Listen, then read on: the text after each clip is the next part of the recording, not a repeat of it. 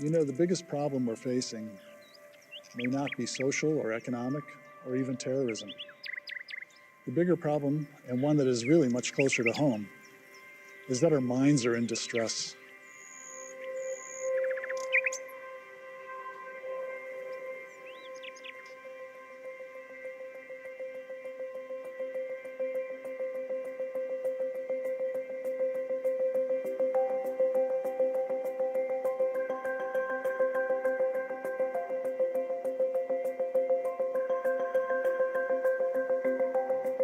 So why are we thinking all the time?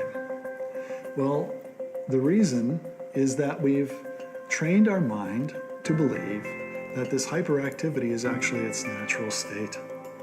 It's happy to think all day long. But this can have an adverse effect on us emotionally, physically, mentally, and also affect everyone else around us in our life as well. So, what can we do about this? Just as we design our outer environment, our homes, our workplace, our personal space, we also have to redesign our inner environment. And the tool to do that has actually been around for thousands of years. And that tool is meditation. Meditation is a way to consciously rest the mind. So when our mind is at rest, all aspects of our life, family, work, school, and especially our relationships, everything starts to become balanced and more centered. And if you just spend a little time doing the practice of meditation daily, you soon discover that you're moving away from a place of self-judgment and fear and worry into a place of peace and contentment. But each of us makes the choice to participate in this inner evolution.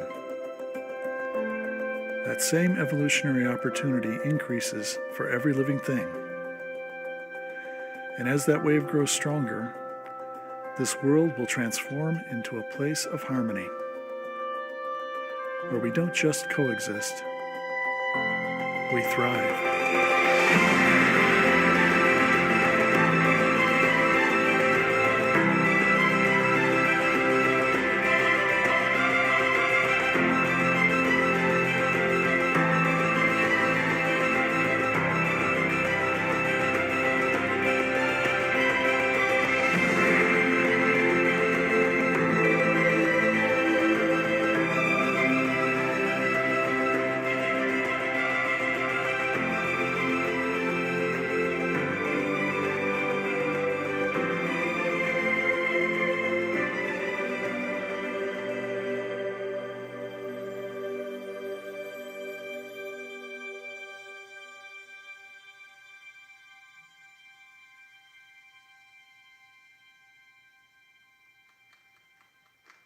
There's an old saying, a journey of 1,000 miles begins with the first step.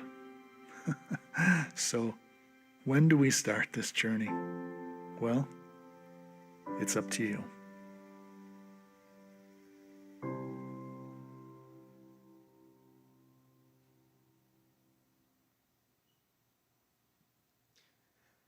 Good afternoon and Happy New Year.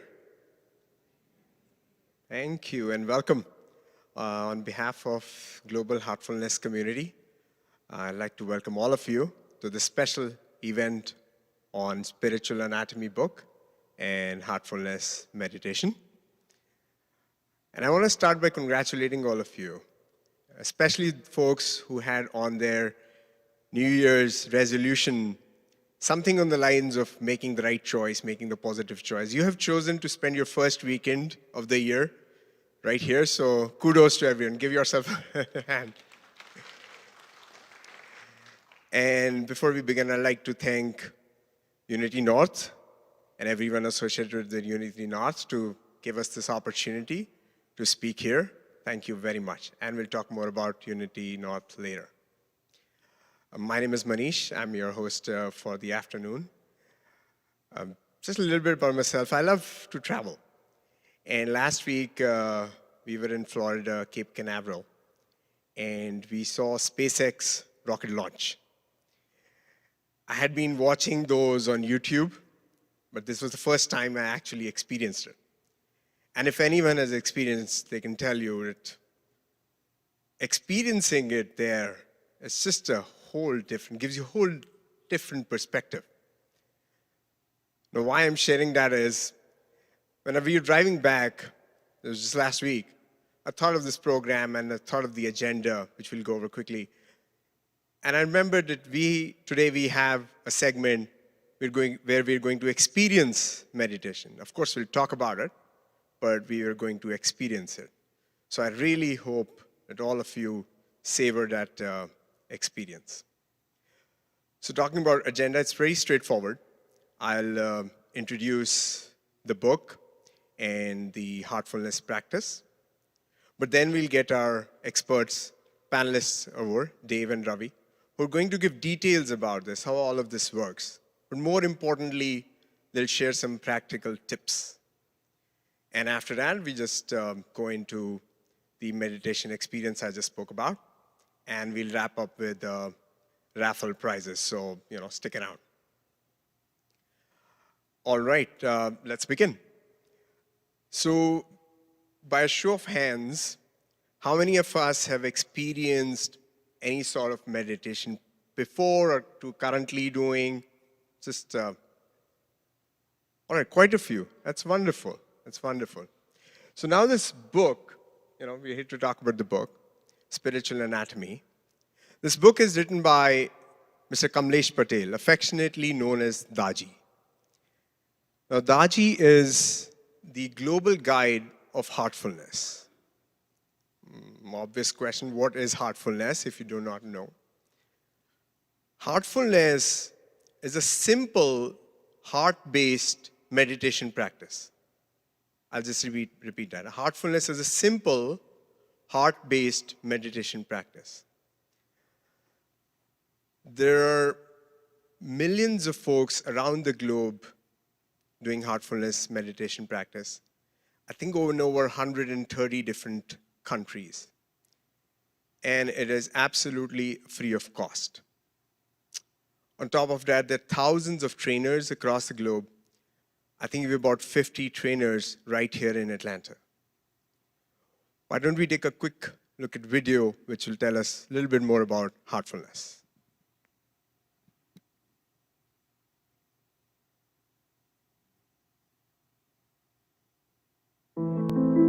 In a world full of chaos, stress, and anxiety, we all need a moment of peace. A moment when we let go of all worries. A moment that charges us to take on life's challenges. A moment when we plunge within ourselves and come out refreshed. A moment of simplicity. A moment of happiness. The source of real happiness lies within each of us, in our hearts. We just need to learn to connect with it. Our entire life is led by feelings and inspirations. And that is the role of the heart. And when we manage to listen to the feelings and capture the inspirations that comes from within, I think we can master our life by listening to heart again and again. Heartfulness meditation is a form of Raja Yoga that teaches us how to connect to our heart. As one learns how to meditate deeply, letting go of all mental complexities and tuning into the heart, a sense of inner balance and calmness begins to prevail. The whole exercise of fine-tuning the heart with the mind is through this meditation on the heart. That's why we call this process heartfulness meditation. This simple yet effective system has been prevalent for more than 100 years. Today, It is followed by over 1 million people across 120 countries. Thousands of meditation, retreat, and research facilities serve as centers where individuals from all walks of life, diverse nationalities, different religious backgrounds, various social and economic circumstances come together, transcending boundaries in an atmosphere of love, trust, and brotherhood. With a significant online presence, the Heartfulness app, YouTube channel, Heartfulness magazine, and a rich body of literature makes the practice easily available to seekers. The Heartfulness Institute is a nonprofit organization that brings the Heartfulness meditation and relaxation methods to individuals, corporations, universities, schools, and communities. Thousands of volunteers and more than 6,000 certified trainers around the globe allow the services of the Institute to reach individuals totally free of charge. The vision of the Founding Fathers has been to create a society that is heart-centered, loving, and compassionate.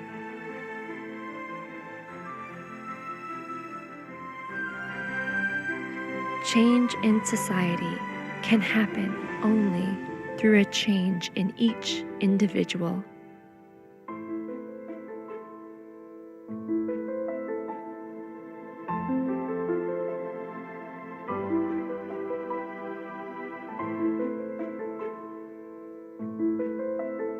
Heartfulness is both an individual practice as well as a unifying movement.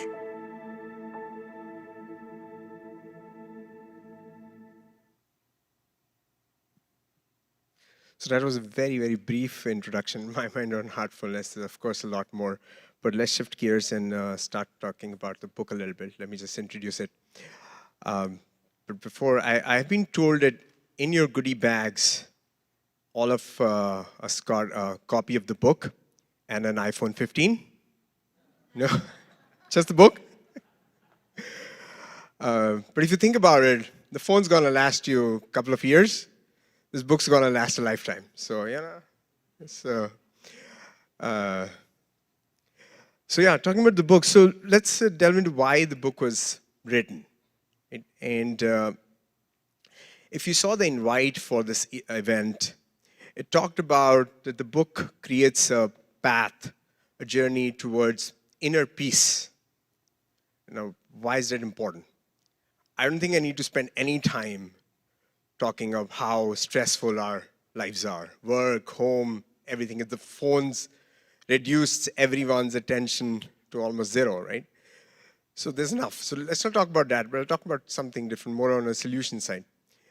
So when I was growing up, and some of us in the audience many decades back, nobody used to care about how many calories we ate, right? How much sugar we had. But over time, as a society, we started getting conscious. And now I think all of us are very aware of our physical health.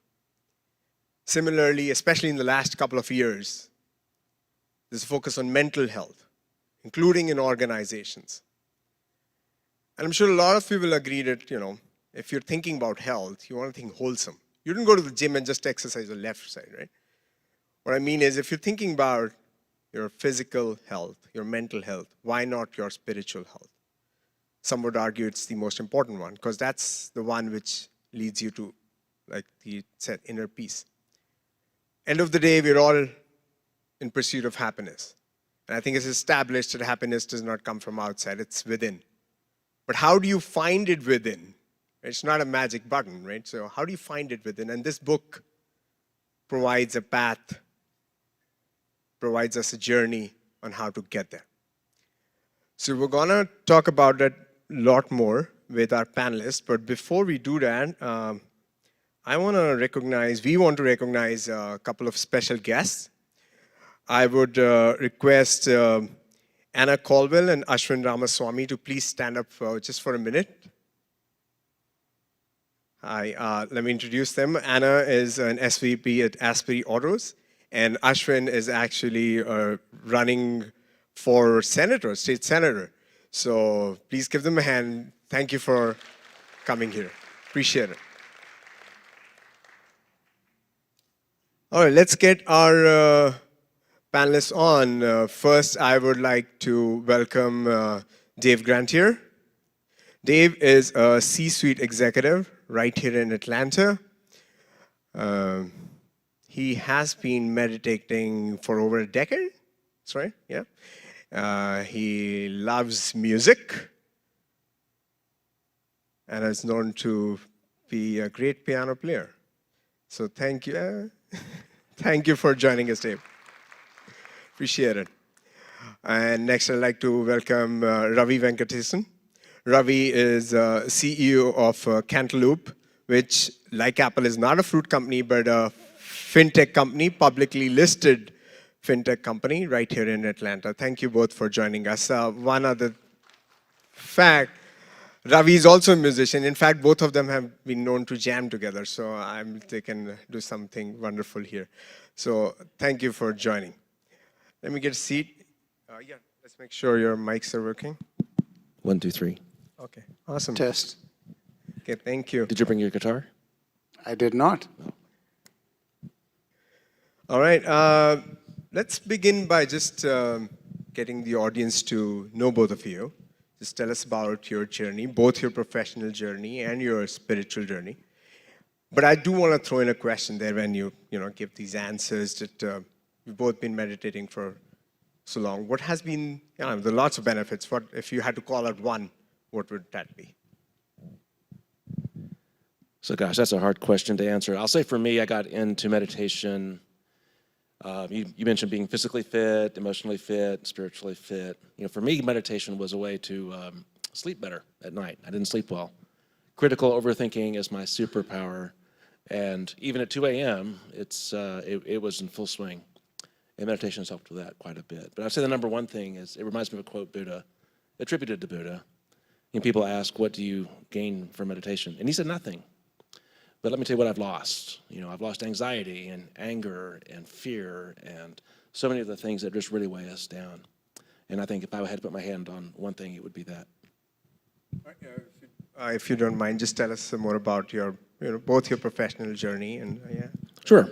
So Georgia native. I've been here for all my life. Went to Georgia Tech, studied physics. I got a PhD in physics from Georgia Tech. And from there, because .com was happening, I changed teams, joined IT, and I've had 25 years in the technology sector. Now currently CIO at Cantaloupe, working with Ravi. Thank you. Ravi? First of all, thanks for having me here. It's nice to be with you all. And I echo what Manish said. I think it's a great choice to spend our first weekend talking about meditation and this topic. My journey has been, Manish mentioned the music. I've had 2 failed careers prior to this. One was as a chef trying to make my way through cruise ships. It didn't work out well.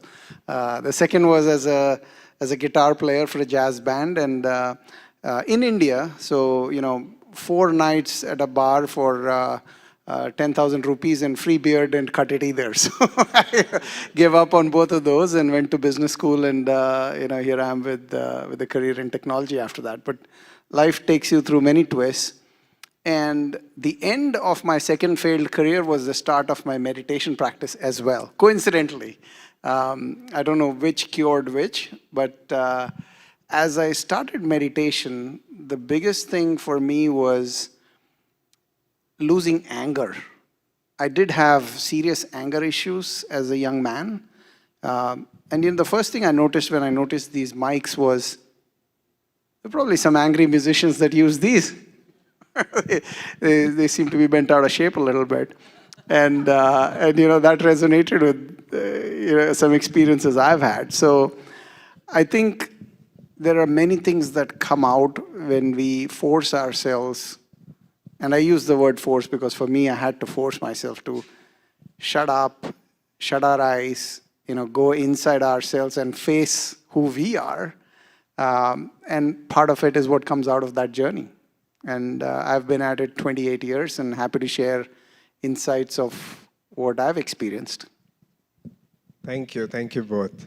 So let's dive right into it. So Dave, I spoke about the book, that it gives us a path, it's a journey. So why didn't you just but that was so brief, so why don't you tell us a little bit more about the book? Where is the journey taking us? And how does meditation help us get there?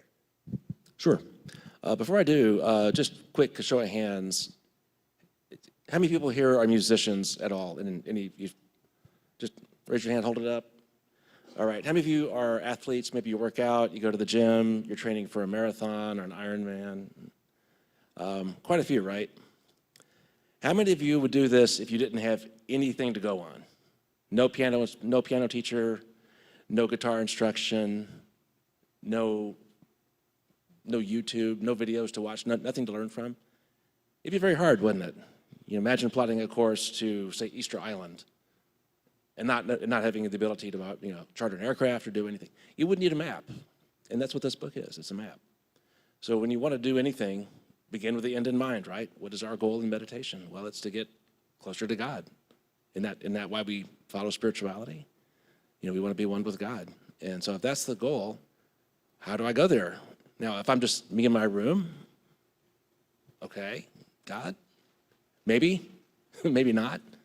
So the nice thing about this book is it gives us a path, and it gives us a way to measure our progress. It gives us a way to know what we're doing, why we're doing it, to not worry that if something looks like it's a back step, it's okay.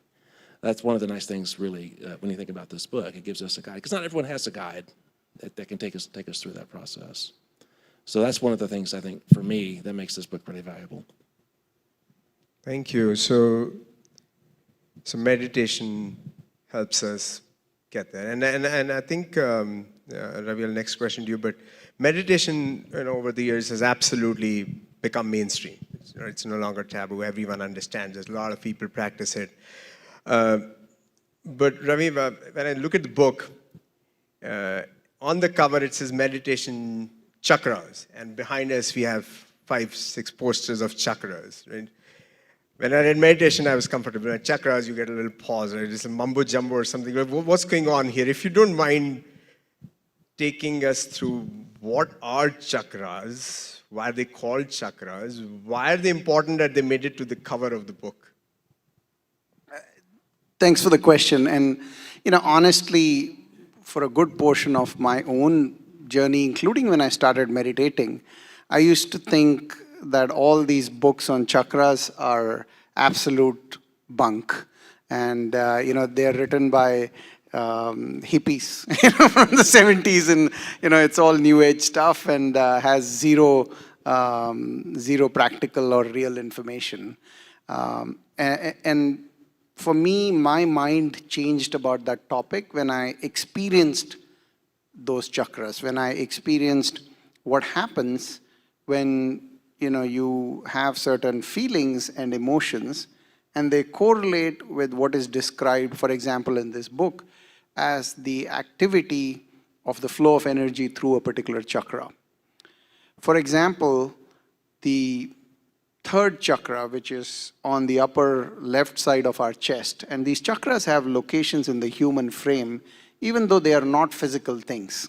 Just like, we say, I have a feeling, or I have a thought, the feeling isn't here and the thought isn't here, but we point there. So we point within the human frame, even though these are not physical things. So these chakras are similar. And I mentioned anger, which is something I've struggled with a lot. When anger goes out of control to a certain extent, you can feel the effects on that third chakra, which is on the upper left side of the chest. But if I don't know it, I don't pay attention to it, I'm not tuned into that phenomenon, and I'm not tuned into any ways of solving it either. So that's, one part of the answer is, it becomes real when we experience it, and when we are able to correlate the knowledge, which is in a book, with experience, which is in real life. And that's the only way, in my opinion, to validate anything. So as with anything else on this, I would say, experience it and triangulate your experience of feelings, emotions, thoughts, ideas, whatever you bring to each situation with what's given in the book about the patterns of different chakras and what they entail. So, Yeah, I just love to jump in on this one for a minute. Being raised in Georgia in a pretty evangelical background, I can echo what Ravi says, that a lot of talk of chakras sounds like hokey pokey. It doesn't sound like it's real at all. So when I looked at it as a scientist, my thought was, you know what, lean in, go through the process. People who have been doing this for many years of their life are calm, they're focused, they have, they just exude joy and energy. What are they doing? Why can't I, pick up some of that myself? And if you step back farther, going back, 5,000, 6,000, even before the pyramids, people have been doing this for a very long time. So it must be working. Why not take a look at it? So that was kind of how I looked at it when I thought about the chakras. Speaking as a Westerner who is predisposed to think that, chakras are probably, not going to help me out. so to deduct the meditation, the journey of meditation, the process of meditation, the tool of meditation helps us discover those chakras within, right? That's the... Yeah, I think that's a great way to put it. That when we meditate with specific instructions, with an instructor and the appropriate guidance, and simultaneously read. Because, if it's only practical experience, that also doesn't help, because you don't have a framework to understand the experience, right? So, but if we have the combination of the experience and the knowledge, it all makes better sense. Like with anything else, right? Like with music, like with fitness. When you have the knowledge, but you also have the experience, you correlate the two. It works well. So I was going to ask you, I think you already answered my question. Is it more important to read the book or more important to practice? Right? So you're saying do both. Yes. Yeah, I'd say both, but if you can only do one, then the experience is always better. Thanks.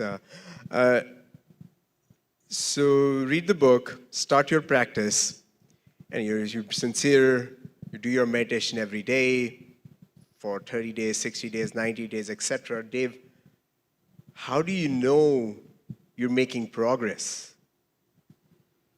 That's a great question. Sometimes you don't. You really don't. So, and I'll describe kind of how it goes, and I'll describe one of my own experiences, and then I'll answer your question. One of the first things that you do when you pick up this practice, and when I was looking to learn how to meditate, I didn't know who to go talk to. Do I go on the internet? Do I just search for meditation? Do I find some guy in a strip mall somewhere who's charging me? I didn't know. But I knew Ravi, and he seemed pretty cool and calm and normal. So he helped me get introduced.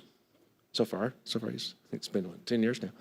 And the way the process works is you go for a weekly sitting and literally walk and sit down, maybe talk for 5 minutes of small talk about your family, close your eyes, meditate quietly for 30 odd minutes, and then leave. It's pretty straightforward. And what I found was every Friday morning when I did that, I would get on Georgia 400 and have a better traffic experience. Not because traffic itself was better, but because I didn't feel like everybody cutting me off was a son of a gun. No flipping them off under the hood, I don't want to get shot at, right? So that was one of the very first things that I noticed when I was doing this, is that I just felt calmer. The anger, I just didn't get ticked off. I started feeling in my head, or my heart, that guy that cut me off is probably late for work. I hope he doesn't lose his job. Maybe he's got, medical issues, who knows? Those thoughts started coming in first. It wasn't like I put them there, they just started happening. In the traffic, of course, was Georgia 400, the traffic was still the traffic. Still bad. But it's funny you gave that example, because that was one of the first things I noticed when I started, wow, I'm not getting mad with the traffic. Like, how is that possible? Why is it, like, what's wrong with me? Why I'm not getting mad? Exactly. Yeah. And then the second, to answer that, the actual question, how am I making progress? Well, one is we have a map, right? We have a map in the book, and you can start to correlate with, the various stages, and we see the chakras on the charts behind us. You can kind of map along with that. And the other one is you're encouraged as you do this practice to write down what you're thinking each day, After you meditate, after you have an experience, maybe before, just write it down. Don't worry about it, don't forget about it, don't review it, don't stew over it. Just make notes, set it aside and just keep going. And then when you look back after 6 months, after a year, after 2 years, after 3 years, you'll say, oh my God, who was this guy? Because the change is gradual, right? It's not like, hey, I'll go meditate for 10 minutes and then I'm Superman or something. It's a very gradual process. It's like compound interest. You put a little bit of money in the bank each day and it grows over time.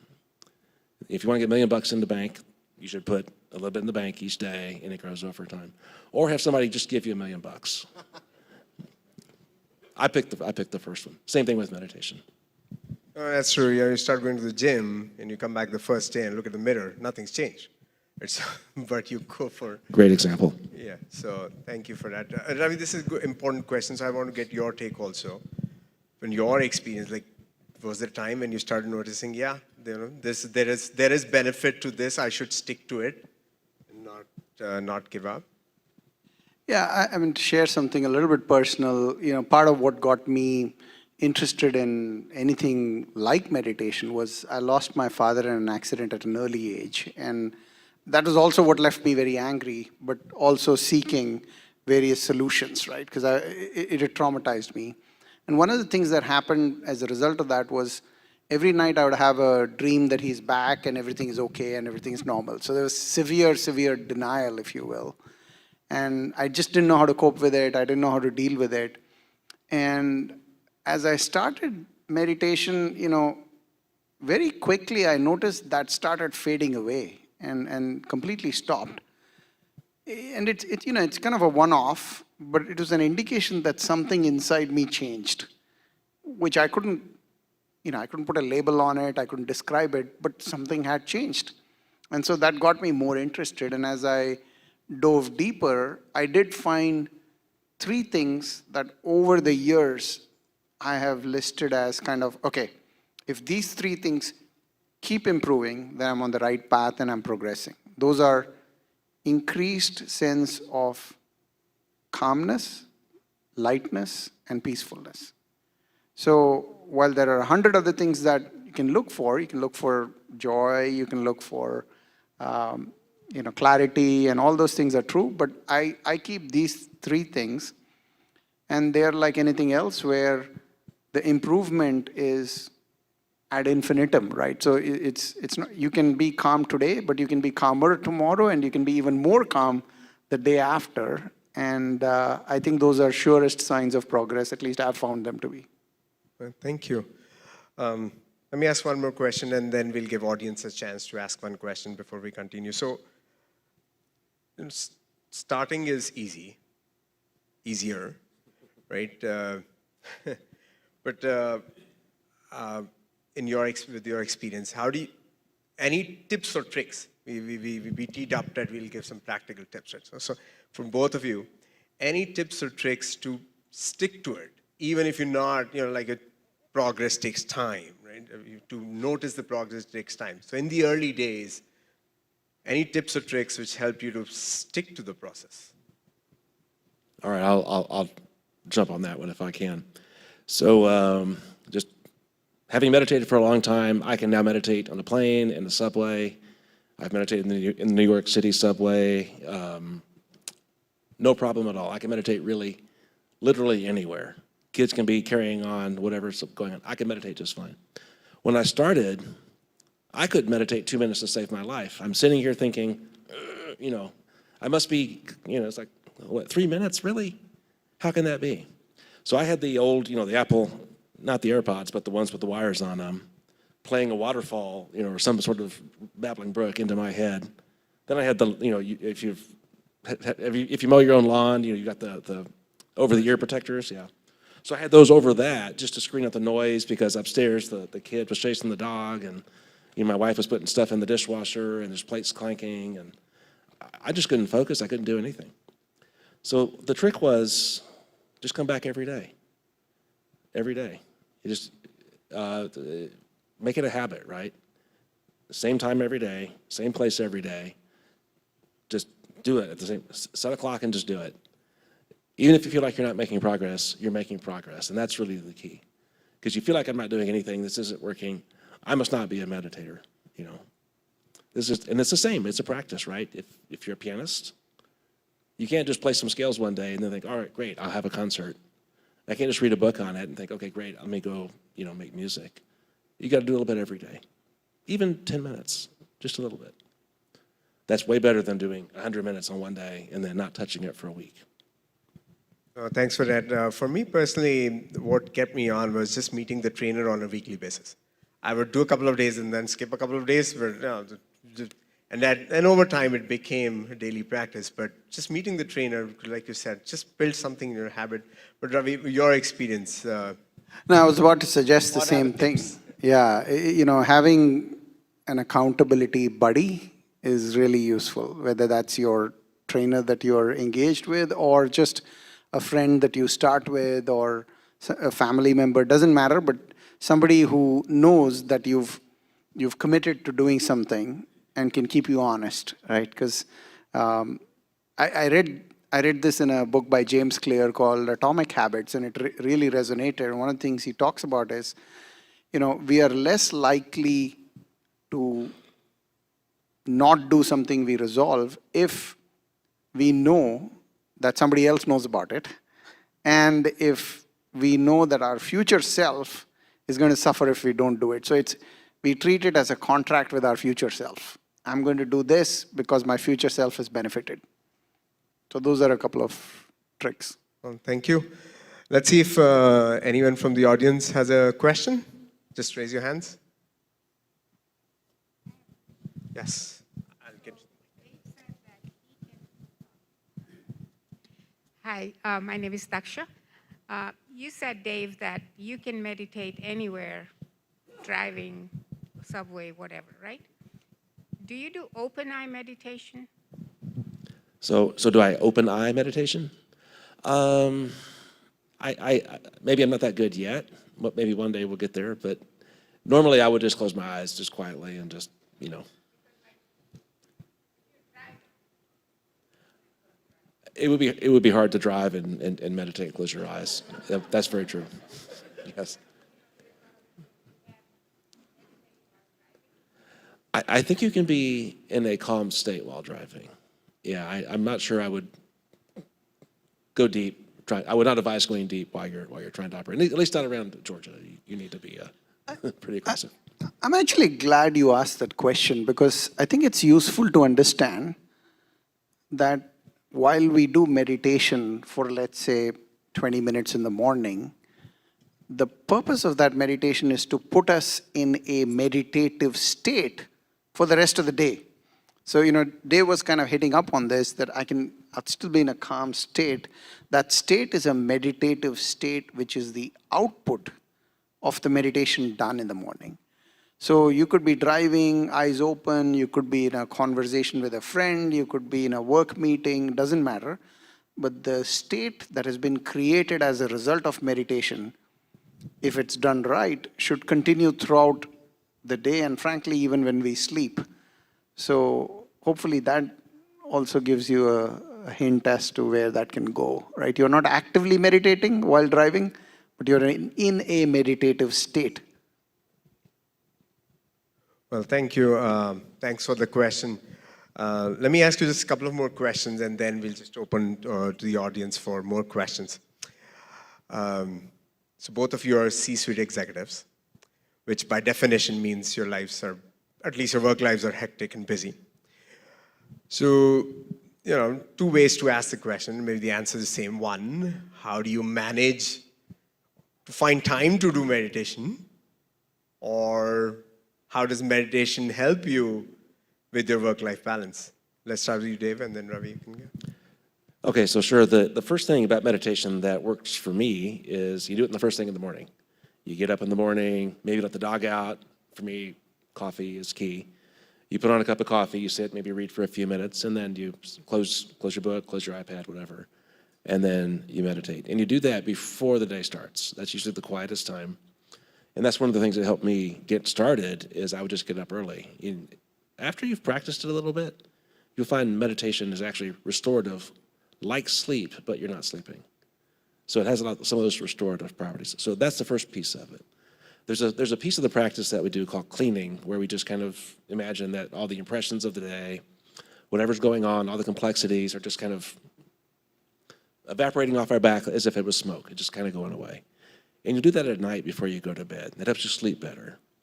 So you kind of are getting a benefit before you go to bed, and then you get a benefit in the morning when you've meditated.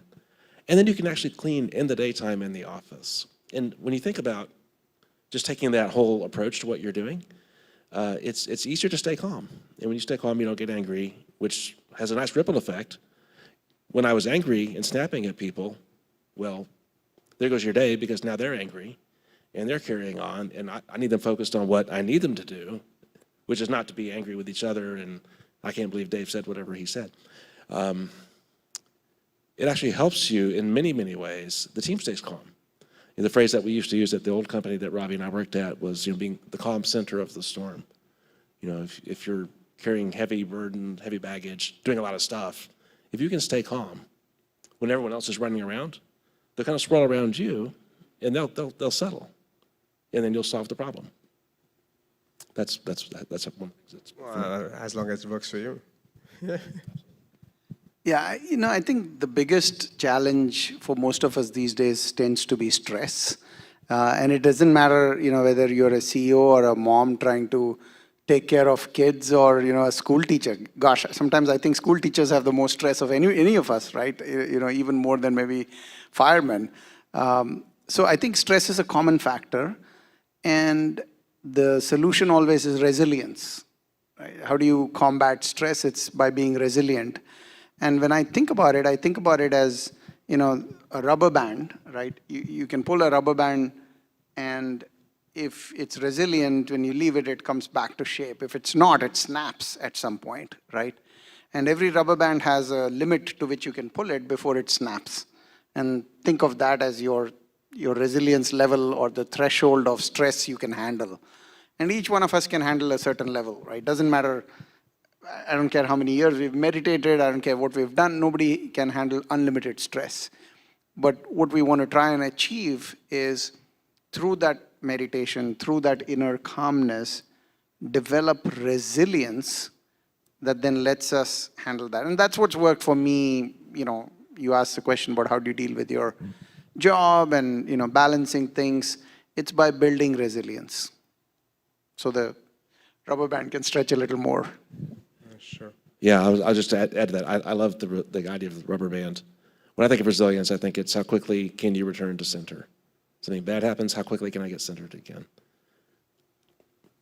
Great. Yeah. All right, let's take some more audience questions. Who wants to ask the next question? Right there. Okay, I see 3 hands, so I'm just going to stand there.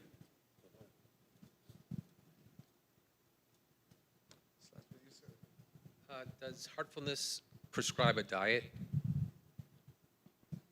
No, there's no diet prescribed, just normal, normal diets are positive, and in general, being light is recommended.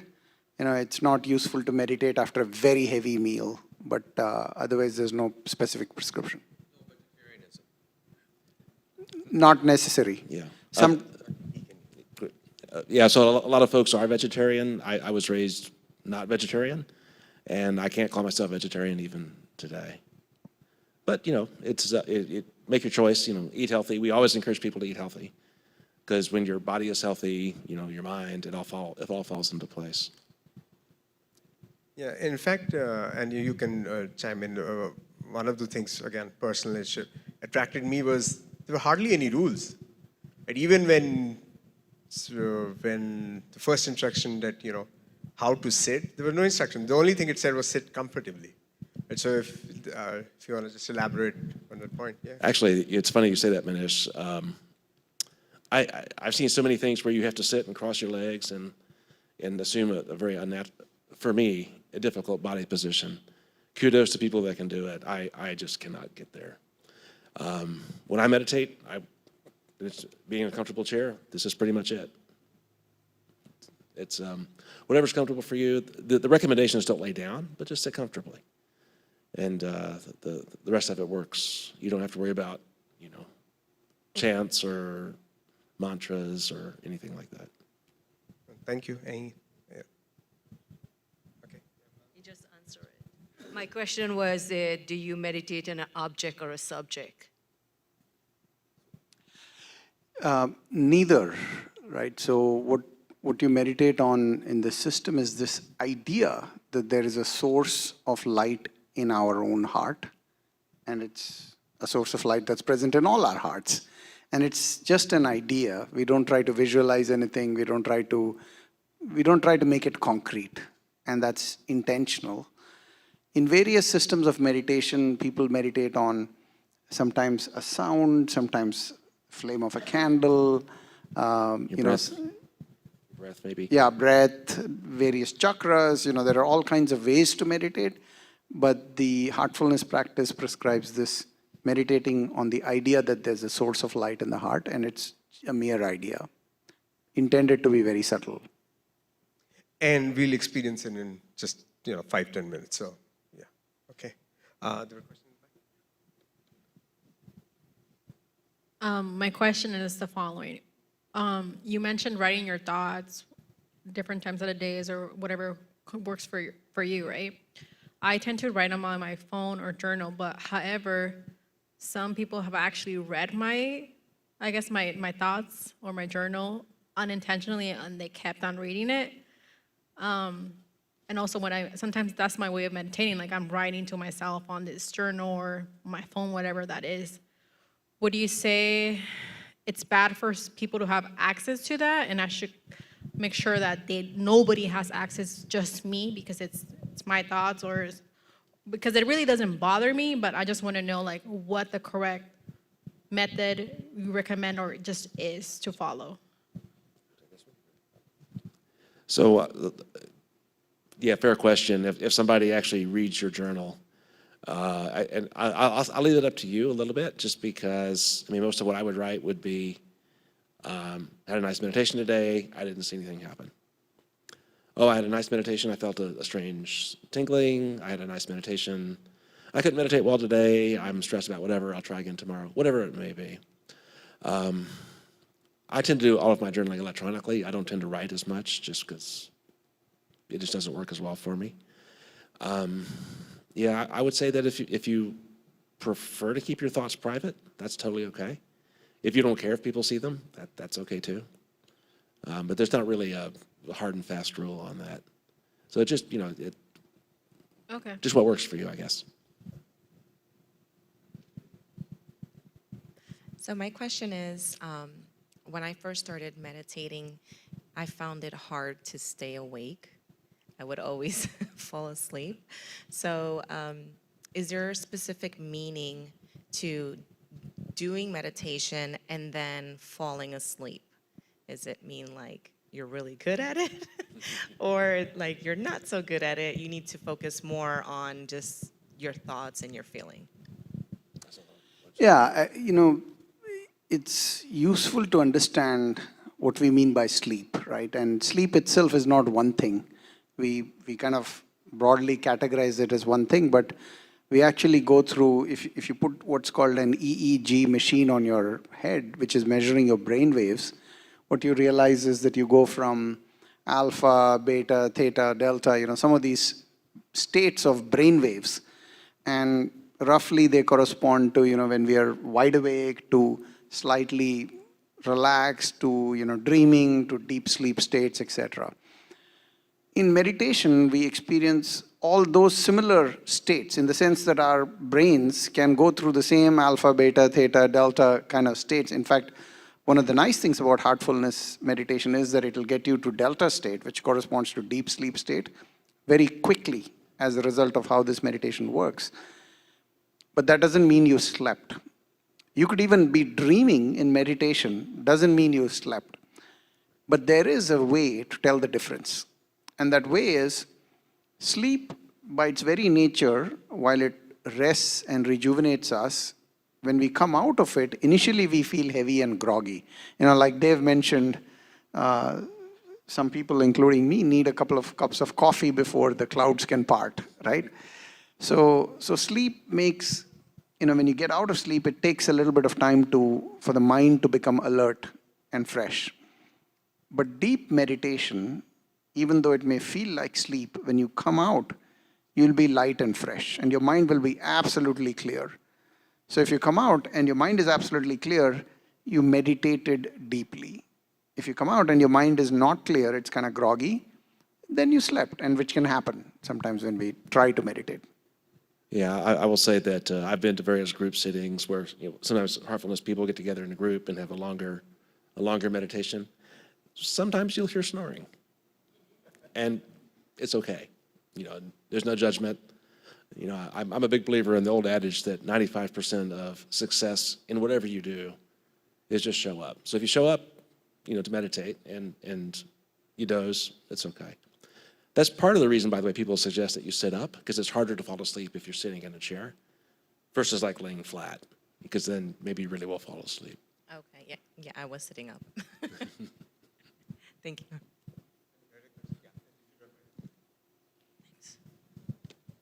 Hey, my question is, how is meditation different from visualization? How is meditation different from digitalization? Visualization. Visualization, okay. Sorry. No, thank you. I think in meditation, one of the techniques people use is visualization. The challenge with that is sometimes you get stuck on the visualization itself, right? Visualization is very useful to create an outcome that we want created. So it's a wonderful technique. I use it a lot. I think in meditation, we try to let go and let what should emerge without trying to make something emerge, if that makes any sense. So that's the fundamental difference. In visualization, we have an end in mind. We have something we want to create, and we visualize that outcome and use the power of our minds to enable that to happen. In meditation, we almost surrender to the universe in a certain sense and say, I don't know what needs to emerge, but let me be completely open and let it emerge. Yeah, and I don't know if it answers the question or not, but my take on visualization, like Ravi says, is you're focusing on something specific. And when I'm trying to meditate, the idea is you'll sit quietly. Thoughts are going to come. They just will. I mean, every one of us in this room has been wired 24/7 from CNN and Fox and this marvelous handheld device we have in our pockets that alert us 24/7 when anything ever happens. And all these thoughts are going to keep coming into your head continually when you try to meditate. And really what you're practicing doing is like, okay, that's a good thought. I'm not going to let it grab me. I'm going to let it just go on its way, and because I'm thinking right now about a source of light. And I just gently go back to that. And so you're it's kind of in some ways a mirror of an opposite there. But you might use visualization techniques to get you into a calm state. All right, thank you. I think we have time for one more question. Okay, that's perfect.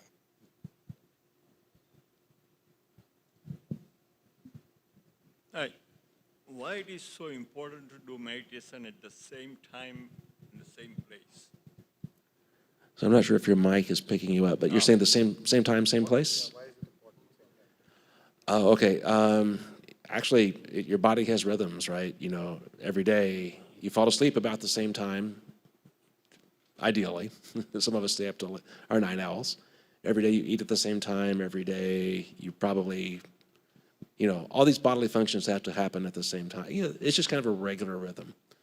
And like any habit, if you want to, and really what we're doing is you mentioned James Clear and the power of habits.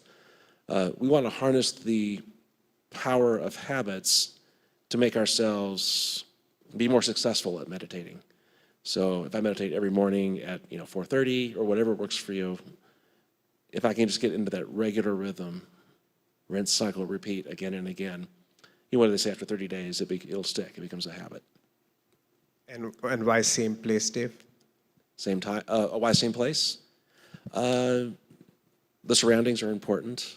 If you have a place that you have a comfortable chair that you like, if you've got your coffee cup next to you, if the dog has just been let out and come back in and is now curled up on the floor, that's in those patterns too. I mean, we're all creatures of nature.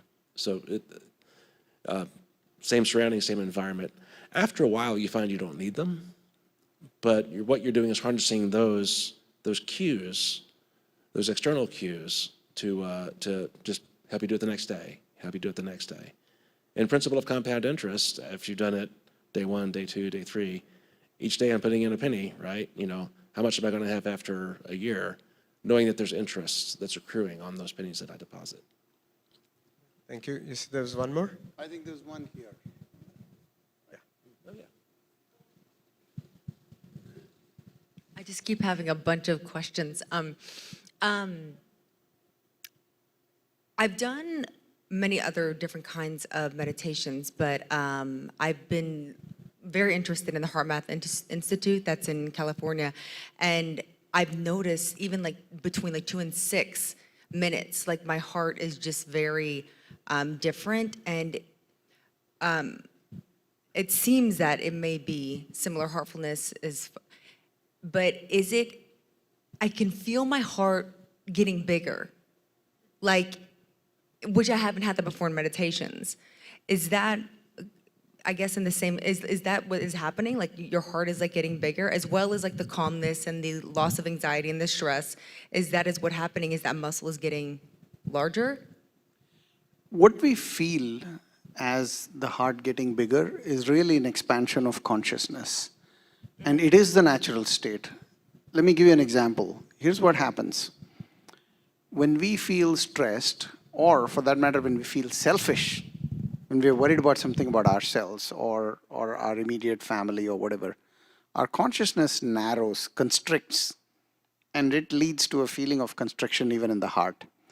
But when we are thinking about world peace and have benevolent thoughts about people that are suffering in Ukraine or Gaza or things like that, our heart expands and it creates that feeling of expansion. So meditation does the same thing. It creates that feeling of expansion, which my guess is what you felt.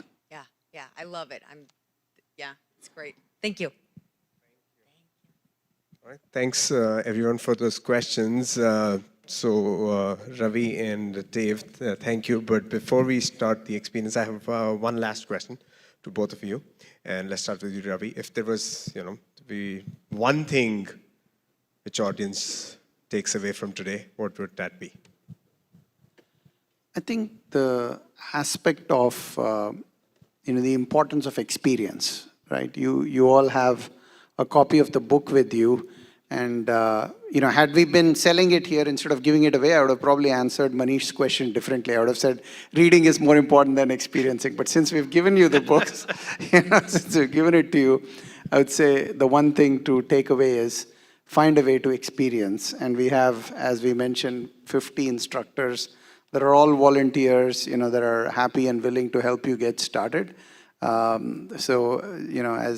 As you saw in the video, journey of 1,000 miles begins with a single step. So take that step is what I would leave you with. Thanks, Ravi. Dave, your answer?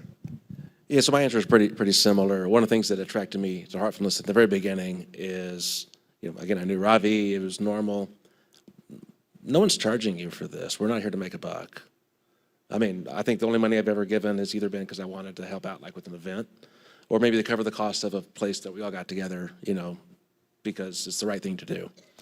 But it was purely voluntary. There's no collection plate, there's no dues, there's no, nothing like that. But then you mentioned the books, that made me think of that. But the journey does begin with a step. We call it a practice because you have to practice. Whether you're doing music, whether you're doing physical training, whether you're trying to prepare for a marathon, whether you're trying to learn lines, whatever you're doing, like if you wanted to be an actor or something, whatever you're doing in life requires practice. You can't just read a book on it and become an expert, contrary to what the internet would have you believe. So one thing to take away, practice. Show up every day, even for 5 minutes. Make that commitment. Whatever else you do, don't worry about. 5 becomes 6, becomes 10, becomes 50, whatever it may be. But just show up a little bit every day. That's way better than, I don't have time to meditate today. 5 minutes is not enough. I'm going to need at least. And then you don't do anything. That's the worst. So the one thing, just show up. Thank you. Thank you to both of you for taking on the time and answering all the questions. Yes, thank you. And thank you to all of you for your generosity. And I'll tell you why I'm saying that. Attention is the best form of generosity. And you guys all been very attentive, asking good questions. So thank you so much. But with that, I'm going to request Dave to take us through a heartfulness meditation experience. You have a total of half an hour, including the...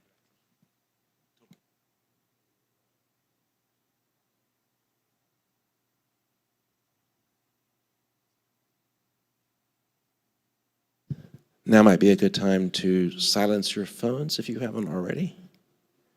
I know we're all horribly addicted to these lovely little devices.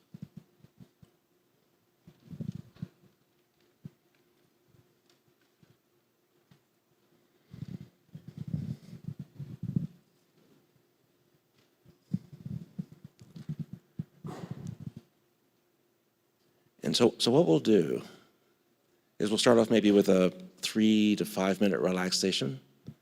This is kind of, I think Jamie mentioned visualization earlier. We'll go through a little visualization exercise. It kind of helps us get comfortable, get us relaxed, get us into a calm state. And then what I'll do at the end of that is I'll say something like, please direct your attention to your heart. And imagine there is a source of light inside your heart, and it's drawing you in. And then I'll say, please start meditation. And then for 30 minutes, 25 minutes, whatever that number is, it won't be that long, just go ahead and imagine, there's a light in your heart and it's drawing you in. And you're going to have thoughts. And while you're having those thoughts, don't worry about it. That's natural.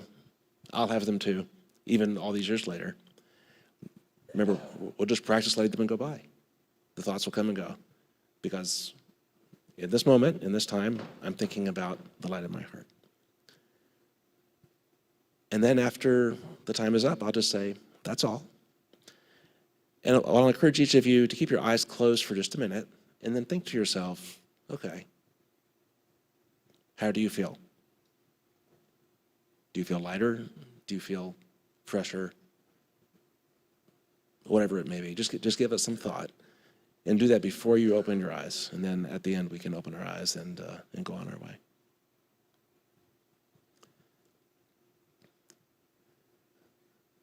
Okay. So each of you sit comfortably. Close your eyes. Draw your attention to your toes. Wiggle your toes. Feel them connected to Mother Earth. Now imagine that there's energy from Earth flowing upwards into your body and it comes in through your toes. It's just a visualization. And imagine that energy flowing into your toes is causing them to relax.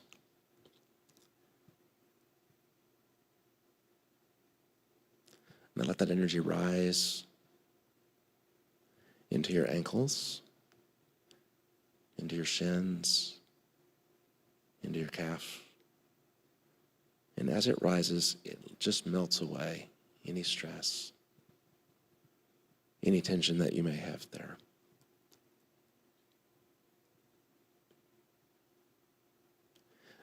Notice your calf muscles going completely limp.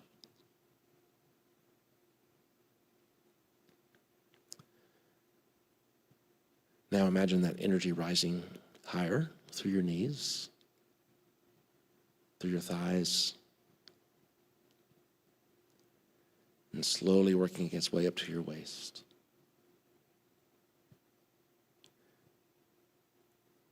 Everything from your waist down to your toes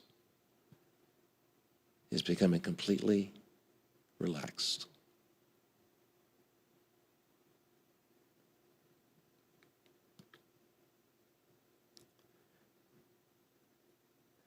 Now the energy continues to rise into your abdomen, your lower back, up your torso, into your chest and upper back. Just erasing all the tension and stress that are in those muscles.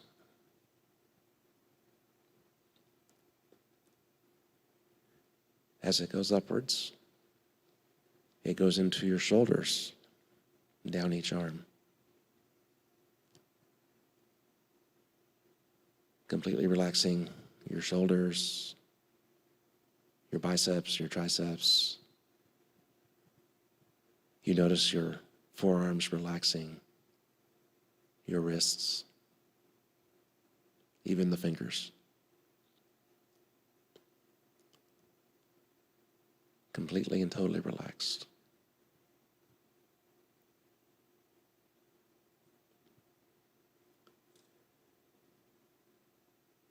Now imagine this energy continuing even higher, past your shoulders,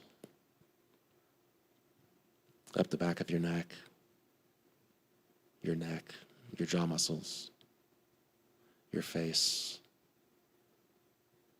the back of your head, all the way to the crown of your head. Everything from the crown of your head all the way down to your toes, completely relaxed. The temples, the jaw, the shoulders, all those places that carry so much stress are just melting away.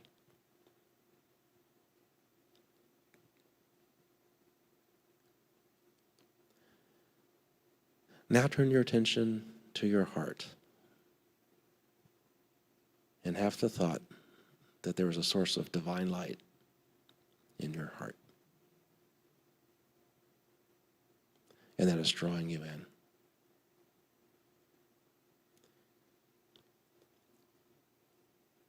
Try to keep your attention on that idea. Please start meditation.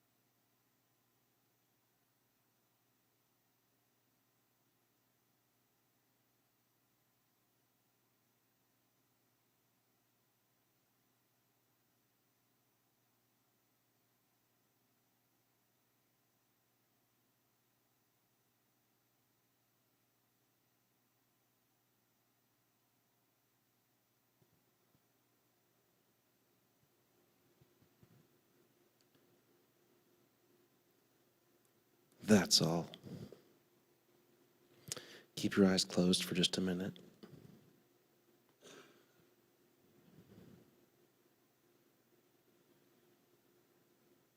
Ask yourself how you feel.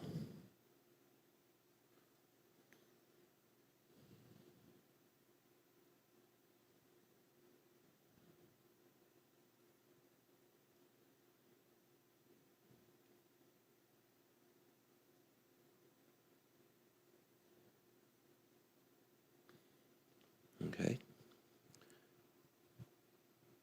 Take your time. When you're ready, you can open your eyes.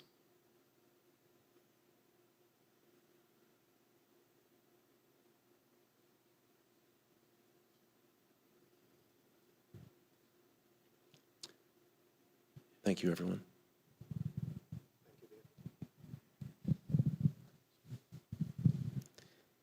Thank you, Dave.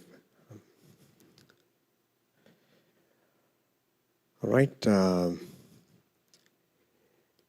If how you're feeling is a little better, a little different, a little calmer, anything which makes you feel you should continue this. There are various, actually there's a sheet in your bag, and you can feel free to take it out. On the back side of the sheet, there's a QR code. There are multiple purposes of this QR code. First, and most important, it enters you to win the raffle. So please do scan. But it has information about weekly group connect. It's a group where we can meet weekly. There'll be someone there to answer your questions or how to get started, or any sort of heartfulness-related question, book-related question. So that's one way.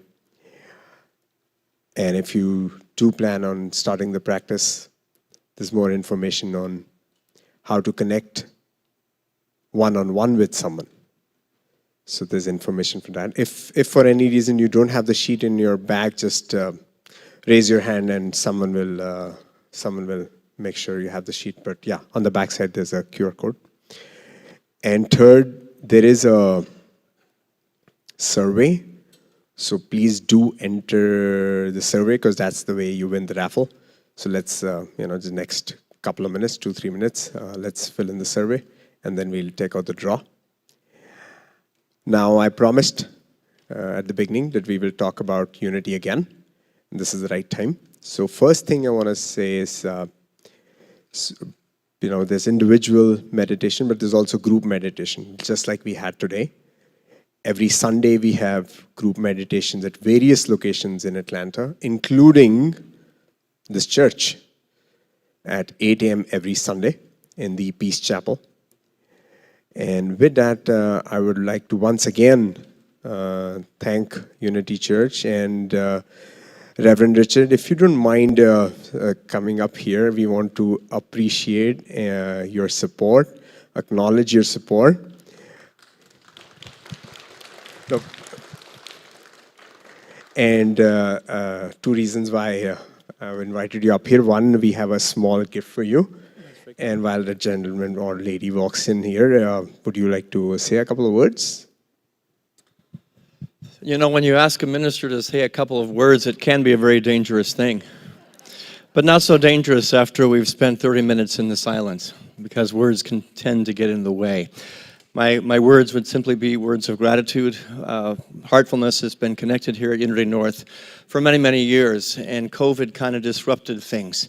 And we're just delighted to have the Heartfulness Institute and the people that meet here at Unity North and today's event to have your consciousness, your heart, and your commitment to the meditation practice back in our walls and amongst our own hearts and our own minds. So it's just gratitude. That's all I have. Thank you so much.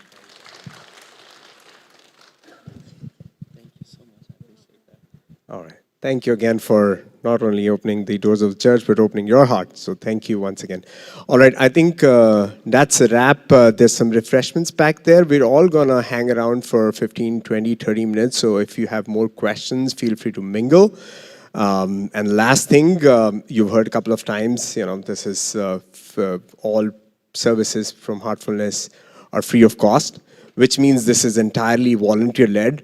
So I want to thank you, all the volunteers, a bunch of folks behind the scenes who make an event like this happen. So thank you so much.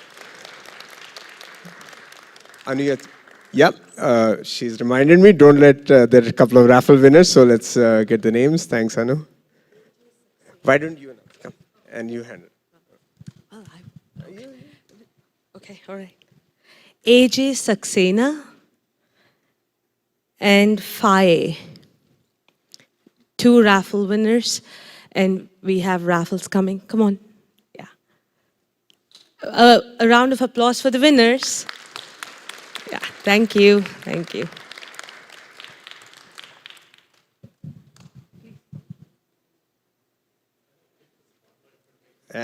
You had one more name, I didn't see the second. Faye. Faye. Oh, she must have scanned a wrong QR code. Then will pick another one. Give me 1 second.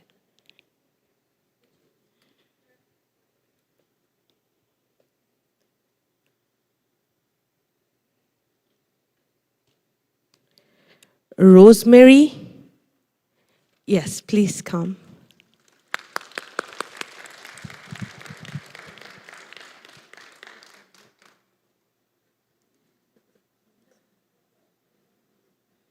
He wants to be in the limelight, so yeah.